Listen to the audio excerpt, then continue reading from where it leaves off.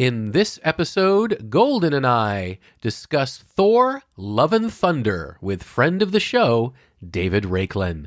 Full speed ahead. The Omega Beam. Full power.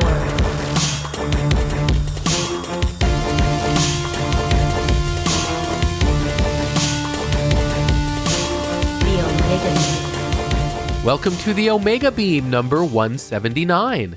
I'm your host, Oren Merton. Now, another big MCU movie means another opportunity to bring friend of the show David Raiklen back for a wide-ranging discussion. We start out spoiler-free before we dive into the whole film, so be forewarned, and here we go. I am here with friend of the show David Raiklen and Golden. Hi. Hello. To talk about Thor, Love and Thunder. First of all, Wow. I just love the title. Yes. Taika Waititi has a knack for finding things that are perfect comic book language and imagery. Yeah, and I agree. That's the kind of classic, Stan Lee, Thor, peak of his popularity title. Thor, Love and Thunder. Absolutely. I mean, this whole movie, it is 80s. Because it's not supposed to be totally serious. Yeah, absolutely. My friend asked how I liked it, and I told him, you have to understand this about Taika Waititi's movies, is he's decided that Thor works as an 80s comic book movie, and that's where he's gone with it. So if you walk in expecting to see Marvel Cinematic Universe type movie with like the Iron Man movies or Doctor Strange movie, it's not the same thing. And if you have to understand that your expectation is you're going to go see a comic book movie. Yes, a particularly good brand of comic book movie. They're not all perfect, but I really like his writing. Yes. I like his directing. I like his acting. Yeah, I would agree. And speaking of the 80s comic-y, this movie, Ragnarok as well, but this one even more so, really, it definitely owes a high five to a great 80s comic movie. And by great, I mean super watchable, even though it's campy as hell, is Flash Gordon. And Oh, yeah, Flash Gordon. yeah, and this movie, I think a good camp movie is one where the movie knows it's a comedy, but the characters don't. And I think that Flash Gordon got that. And I think that Taika Waititi does it much better, but it's the same kind of thing. And he even gave it the same kind of really vibrant color palette. He got his own 80s metal soundtrack for it, or 80s hard rock soundtrack for it with Guns N' Roses. And he just went for it in what I think was a hilarious and fantastic way. Yes, there really is something spectacular.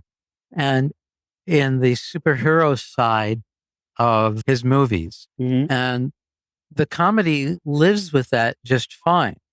And that's not an easy thing to do. Yeah. And I will say that I think Ragnarok did it better. Ragnarok also I like had the way of that being the first. same ideas were done. Yeah. But I don't think it's anything to do with, or at least not much, with the creativity of the team. I think it's just that when your co-star is the Hulk, that improves the movie. You also had Jeff Goldblum. Yes. I think That also improves. Yeah, I think Thor Ragnarok also had the benefit, like you said, with the Hulk. I think that Chris Hemsworth, beyond being an incredibly skilled action actor, is like timing. And I think he really benefited from being able to play off Mark Ruffalo, who also has really great comic timing. And I think that created an amazing, wonderful sauce. And in this one, it's not so much a buddy movie. He's not really playing that closely off another comic actor. Obviously, there's great interplay with him and Tessa Thompson and him and Natalie Portman, but it's not the same. They're the timing and everything. It's really more Chris Hemsworth carrying the humor and the rest of them playing straight rather than both of them being able to play the humor. Still, I thought that Yes, there is a great both like fire. yeah, there is a great camaraderie in the group. I'm staying in the spoiler free stuff for now. And by the way, I don't want to make it sound for those listening that there's no story here and it's just gags. There is a serious story underneath it all.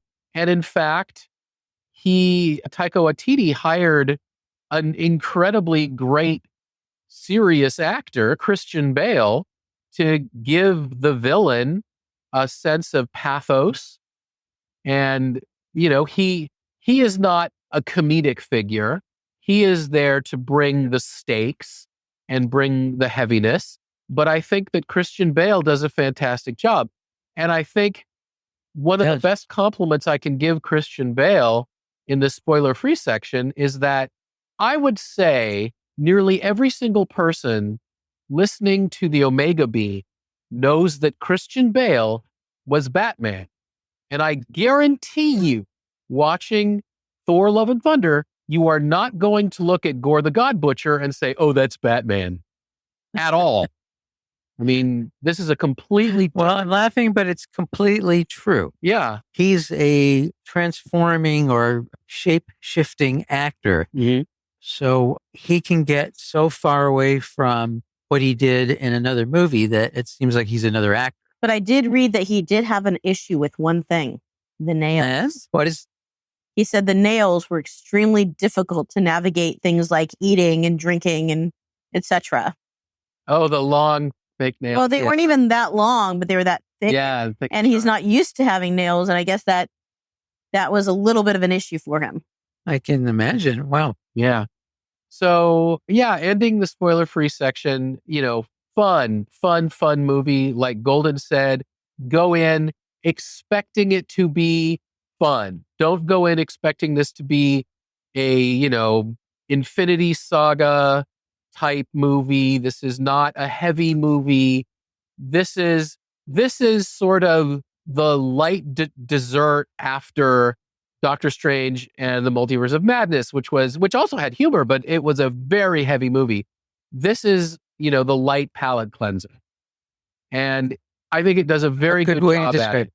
And do we have anything else spoiler free to say, or should we just move to spoiler? Well, I'll just say that there's spoiler free, a couple of wonderful cameos that also add to the fun and mayhem. I also read something that was interesting trivia wise. Of all the Marvel characters, Thor's the only one that has 4 standalone movies. Yeah, that's true. Yes. Well, I think that it's kind of remarkable how wide the range of directors is. Yeah. I mean, we have Kevin Branagh on one end of the scale, and we have Taika on the other. And I think the comic book feel really just works better for Thor. Yeah, it's so interesting because Kenneth Branagh kind of tried to do his version of King Lear in the MCU with the first Thor, this very heavy family drama, older patriarch and the children and everything, this, Shakespearean thing. And from there, it went to a kind of more Game of Thrones-y. I say that because the director was from Games of Thrones. But, it was that kind of, it was kind of disjointed, but it was still fun and still had its point. But when Taika took it over and really put his vision, the way he imagined Thor, that kind of 80s comic book, not just aesthetic, but also attitude and feel to it, I think that's when Thor kind of really came into his own as a unique character and not just a collection of superpowers. Well, that can be said that there's as many versions of these iconic legacy characters as their writers who worked on them or close to it. So, there's dozens of versions. Yeah. And I would say that the MCU version of Thor is definitely got a lot of differences to the Stan Lee Thor, but I'm okay with it. It's a different take, but it works. Yeah, and I would say, I say this number one because it's one of the two Thors I'm most familiar with, but also because I really like it. That I loved Walt Simonson's run on Thor, and I actually own Oh yes, the Beta omnibus Ray of it. Bill. Yeah, and this is, I think that Taika Waititi's version of Thor is fairly, maybe not reminiscent, but he definitely takes influences from the Walt Simonson run. I agree. That's a very good observation. Yeah. And speaking of Walt observation, is still busy. He's still turning out work, and you can see his new work for free on Facebook or his website. Yeah, Walt Simonson's fantastic. So I want to get into spoilers now. So 3, 2, 1 spoilers. This is along the lines of comic book stuff, but as it happened, one of the more recent comic book star writers who came from around 2008, 2009, 2010, and I'm going to kill myself for forgetting his first name. Aaron is his last name, but the one who wrote Thor the God Butcher and Gore the God Butcher and the Lady Thor arcs. So as it happens, after decades of not reading comics, I got back into it. Jason Aaron, that's his name. I got into reading comics again, and one of the ones I picked up was Jason Aaron's Thor, which was Gore the God Butcher. And as it happens, life got busy and I stopped reading comics again right during the Lady Thor saga. So this movie kind of encapsulates when I came back and when I left. But what's interesting is Gore the God Butcher's power is that he could create blades out of his hand. So when I saw Thor Ragnarok, my first thought was, oh, they gave Hela Gore's power because that's what Gore did. And then when I read that the next villain was going to be Gore, I was thinking, okay, well, how are they going to do that? Because they just basically turned Hela into Gore, though not his story arc, but his power set. So the story arc of Love and Thunder definitely takes from Jason Aaron's run. That what happens to Gore is very similar in both the comics and the movies. However, all that stuff about the Necro Sword and all that was all not from his arc at all. And I thought it was really cool. I'm really glad that they did it. I thought it was a nice way to give Gore his own identity after basically pinching his identity for Hela. So I really liked how Taika Waititi did that. I thought it was a really nice way of combining a great comic arc with his own ideas and other Marvel universe ideas, kind of taking from here and from there and pulling together his own original story out of other elements that exist. I thought that was really well done. Yes. Well, Marvel has got decades of people at least attempting to do innovative comics. So Yeah. that gives you a lot of ideas to draw from, right? I mean, we can have Ms. Marvel and we can have What If and we can have Thor Ragnarok. And Yeah. it's hard to get much more different than those movies. The only thing they really have in common is some kind of superhero. Right. Yeah.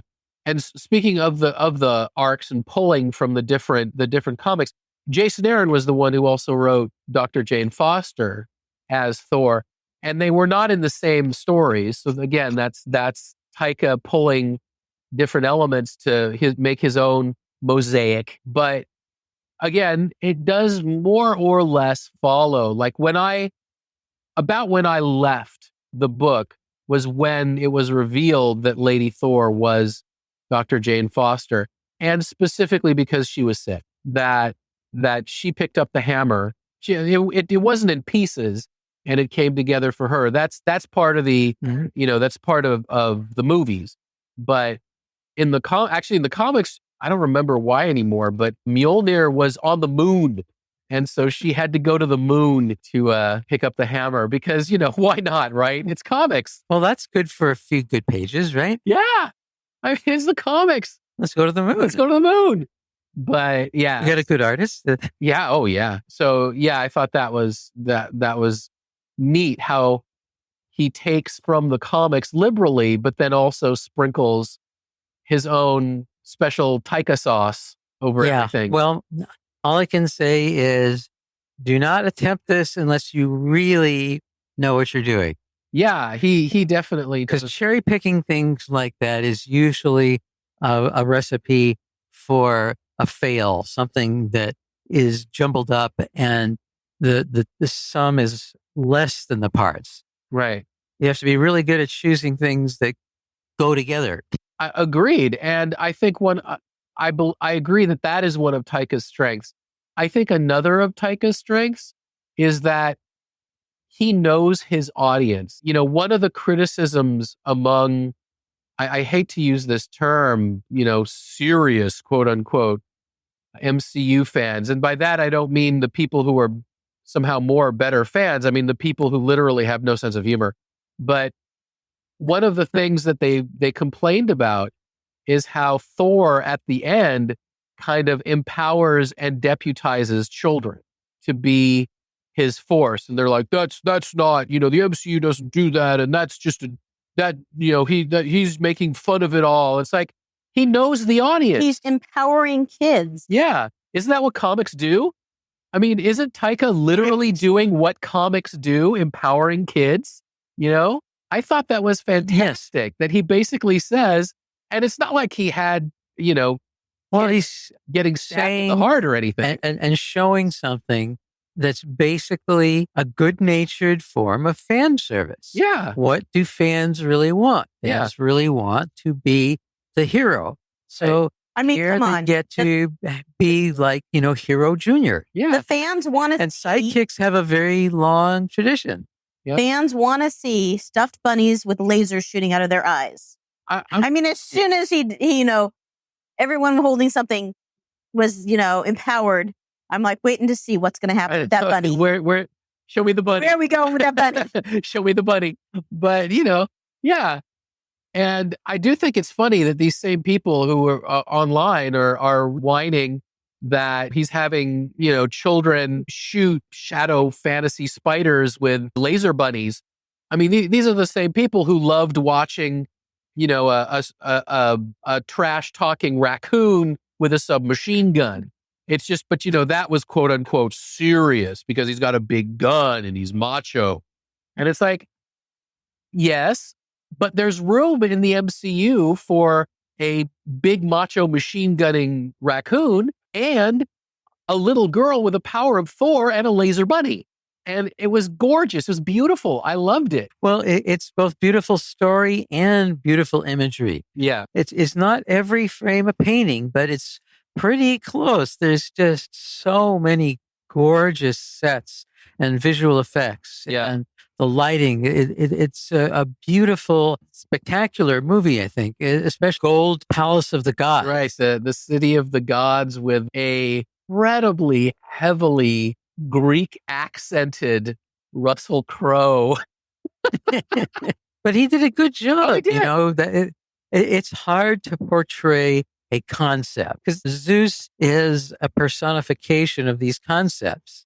And so to actually be an actor playing, I think he did a pretty good job. Yeah. I mean, and Russell Crowe. Zeus is not a good guy. Zeus is, pretty amoral. Yeah. Well, and I think he did a great job. And I think when you think of comic actors, you rarely think of Russell Crowe, but he pulled it off. I mean, he was able to grasp that he was playing a pretty broad character. And he lived it up. He loved it, that was wonderful to see. But yeah, I think that Taika does great. What's the term? Family movies. I mean, basically, this is a family movie. I mean, this is a movie that everyone can enjoy. And speaking of family, I believe he had put his own kids. I think they were among the children that were kidnapped, and then Chris. I think you're right. Chris Hemsworth's son was in the montage of running Thor. Chris Hemsworth's daughter played Gore's daughter, and ultimately his own kind of adopted daughter at Played the end. Love. Yeah, she played Love. That led to a very heartfelt Instagram post with Chris Hemsworth showing himself and his daughter in costume from that set with the caption, "She's my favorite superhero," which, I thought was very nice. But, it's a movie everybody in the family can enjoy and everyone can put themselves into. Everyone can put themselves into the story. And that's not easy when you're making a comedy. See, That's true. The only thing there's a couple of things that I would have loved if the Guardians had returned. Mm-hmm. I mean, I like that they were there, but I think they were just there to a little like Chekhov's gun, where we saw them at the beginning. They should be here at the end. Right. Yeah, I didn't expect them to be back at the end. I don't think. Yeah, I like the Guardians as far as I'm concerned.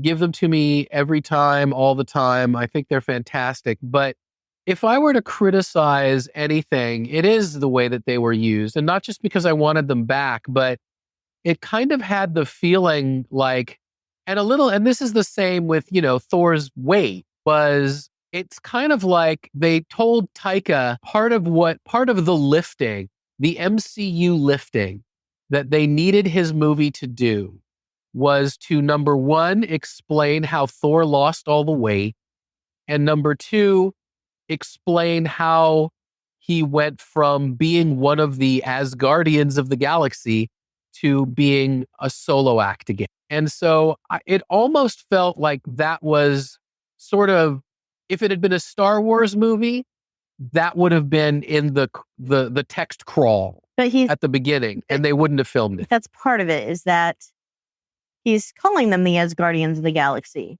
Yeah. But Thor really doesn't ever fit in with the Guardians of the Galaxy. Right. So them coming back would be trying to reignite something that has no flame, that doesn't need to be reignited. Yeah, it was a fun gag. I didn't need to see it in Thor: Love and Thunder. Like I said, it was the starting point. It was the launch pad. I get why why Kevin Feige or whatever would say, "Hey, Taika, this is where we left everybody. I need you to move us on from that before you tell." I think part of it is them trying to get rid of him, but not be assholes about it. They wanted to leave him somewhere. I mean, I don't know that there's anyone on that crew of the Guardians of the Galaxy that really necessarily wants Thor around. Yeah, I had read that I guess Taika's first cut, his initial cut of the movie was 4 hours long. Mm-hmm. And so he literally cut out half the movie. So I wouldn't be surprised if there was more of the Guardians that didn't make it. And well, that definitely could be true. I suspect that there won't be a director's edition because the director has already said that there isn't going to be a director's version. That there's just the one. Yeah, that he. It's funny. I know that some directors really like director's cuts. They enjoy. Peter Jackson, obviously, who did The Lord of the Rings and the Hobbit. He looks at it as a separate art form, and he loves to just, he likes to do one movie for the mass audience and then one movie for the hardcore super fan. But then other directors, they're not. I mean, I think it was J.J. Abrams who, when he was asked about director's cut, and he said the theatrical cut is my director's cut. That's my cut. And I usually don't have another cut that the studio tells me I have to, Well, JJ is a producer's director. Yeah. So he's not going to always get along, but yeah, that sort of approach makes for a movie that fits what the studio wants, because the director is thinking like the producers at the studio. Yeah. What would I want if I was the producer? Because I am one of the producers. And, that title means different things in different cases. But I hope this is making sense. That Sure. I think with Taika Waititi, it's a little bit different. I think it's because he's kind of a perfectionist, and the things he threw away were things that just weren't good enough. Yeah, absolutely. And as a director, that's his prerogative. I don't think any more or less of directors who love or hate director's cuts. I want Taika to make the movie he wants to make. And if this is the one he wanted to make, then that's good enough for me. I don't need something else to exist for me to be happy. I'm happy with what he did. Although I was super happy that at the end, this movie said Thor will return. Oh, yeah, absolutely. Which supposedly I read something about neither Taika Waititi nor Chris Hemsworth were aware of that happening. Oh, and they're like, "Oh, wow, cool." Yeah, well, it's Marvel's character. They can do what they want. Though along those lines, one of the things that I thought was interesting for those who pay attention to the marketing and things like that, right before Shang-Chi came out, Kevin Feige said that Shang-Chi was an experiment.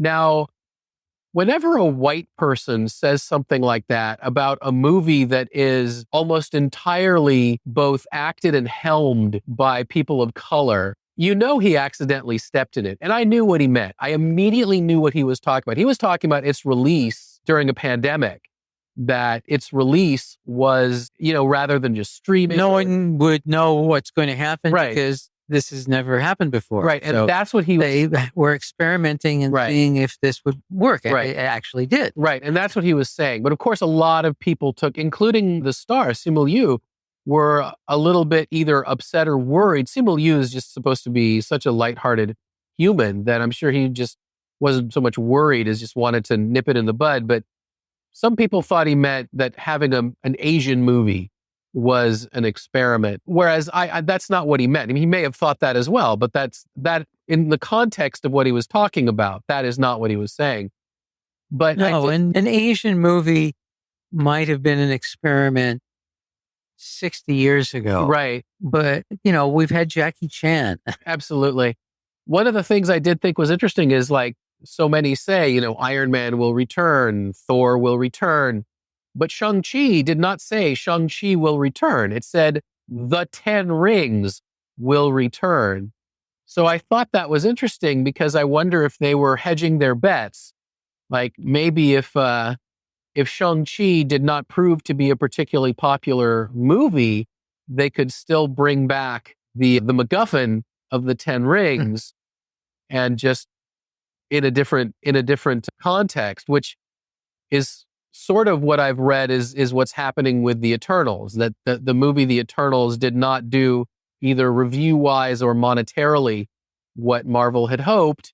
And so the Eternals as a team are done, but that's not to say that they're not going to be bringing, Black Knight or the occasional element from that movie back. So, it's Marvel's toys. Well, it's their sandbox. I think the Thor movies. I mean, they did 2 Hulk movies that did okay. Yeah. And then they did a completely different kind of Hulk movie, the team up, and it did amazing. Yeah, so you never know. So yeah, an element that wasn't working in one movie might work great in another. And I mean, as I was saying, the Thor movies are just going back to the original, the 80s comic book movie that you're just supposed to go strap yourself in for the roller coaster and enjoy the ride.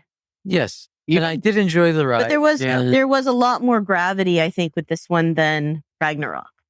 And a lot of that is Christian Bale. Yeah. What he brought to it. Yeah. He brought the gravitas. He brought the pathos of a man who has been so broken by losing his daughter and whose God turns out to be a jerk that you can imagine him just going on this, I'm going to burn it all down mission. And at the same time, because Christian Bale is such an amazing actor, he also pulled off at the end when Thor doesn't greet him with, Stormbreaker, but instead just says, look, you win, let love win. I'm going to be with the one I love now. And he pulls that off of that twist of, well, maybe that is the answer. And I think he's able to do that. Also, let's give Natalie Portman her due.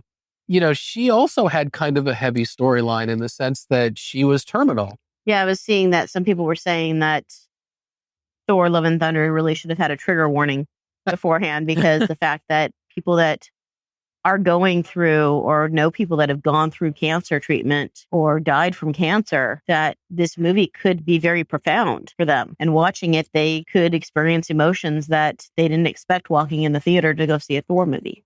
Yeah, it's a comedy that has heart. It's a comedy that does touch on real issues. And I think that says something for it as well. She chooses that, there's a slight chance that she might find a way to beat the cancer. Or she can choose to go out on her own terms. And she chooses to go out swinging. Literally. Literally swinging. Doing something that is overall good, that she can definitely live with. So it is kind of interesting because they bring up in the movie that Thor tells Lady Sif that, oh, well, if she dies after the battle, she's not going to Valhalla. Mm-hmm. And technically, Mighty Thor dies after the battle, but still gets to go to Valhalla. And I have no problem with that. I think maybe... Oh, that was like the perfect little fairy tale happy ending. Right. See Dr. Foster in Valhalla. Right. Well, and also we can assume that it's Thor telling Sif that you have to die in the battle to go to Valhalla. It's not like the rules of Valhalla coming down and speaking for themselves. So he could just have been wrong. Yeah, no, he just wanted Lady Sif to, live. Right. And not to let her go. Well, we know that Thor is very sure of what he's saying, even when it's wrong. Right. Thor has this way of just, that confidence. It never ebbs. Well, actually, that's not true. It ebbed in Endgame big time, Mm-hmm. but that's because, he had a lot to deal with. Yeah. But other than that, pre-Endgame and post-Endgame Thor are pure confidence. He starts out the very first movie, he's not very confident because he's lost. He's lost his hammer. Well, but at the beginning he is, when he first the very but during the movie. Yeah, over the movie he loses that confidence, and then it's sort of, gaining it. And once he's regained it, then all bets are off. It's Thor getting his groove back. Yeah. Yeah. Yes. Well, that just sparked that Thor is one of the most powerful beings in the Marvel Cinematic and comic universe. Yeah. He doesn't use his full power very often. I do have to say, I did like how they explained, and I don't know the comic, so I did like how the reason that she could wield the hammer and the hammer came back together for her was because Thor had told it to protect her. And I did like that little nugget of information was just quietly dropped into the movie, so that it wasn't just random, but there was a underlying reason. I believe in the comic, and I may be wrong about this, but I believe in the comic she was just worthy. It was just, whoever is worthy may pick up this hammer. So I believe in the right, and to be worthy of that is a thing much to be hoped for. Well, for me, it was that. Right? It's like reason. Captain America is worthy. You're right. That's the reason that it came back together, was for her. And I love the fact that for her, it splits apart and comes back together again. Right. She has a different relationship with Mjolnir than Thor did, which, I thought that was pretty neat. So this is related, but it's not a thing that happened, but it's something I would love to see, though I'm certain it won't happen, but it would be so much fun. So this gets back to, if any director could do this in a Thor movie, it would be Taika Waititi. And this goes back to Walt Simonson. So he went between the worlds of DC and Marvel quite a bit. So in the Thor omnibus I have, there is one page which he just threw in as fan service, Easter egg, wink, wink for fun.